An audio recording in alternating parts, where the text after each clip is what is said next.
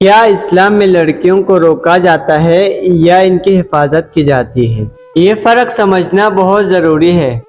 ایک لڑکی نے شہید رہبر معظم آیت اللہ سید علی خامنہئی سے سوال کیا کہ ہمارے معاشرے میں لڑکوں کو آزادی ہوتی ہے لیکن لڑکیوں کو ہر بات پر کیوں روکا جاتا ہے؟ رہبر معظم مسکرائے اور فرمایا، کیا تم نے کبھی لوہے کی دکان دیکھی ہے؟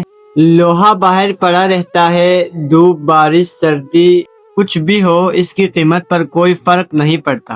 پھر فرمایا، ایک سونار کی دکان دیکھو، ایک ہیرا کئی تہوں میں محفوظ رکھا جاتا ہے، کیونکہ اگر اس پر ذرا سی بھی خراش آ جائے تو اس کی قیمت ختم ہو جاتی ہے۔ پھر فرمایا، اسلام میں بیٹی کی حیثیت ہیرے جیسی ہے، قیمتی، نایاب اور عزت کے ساتھ محفوظ۔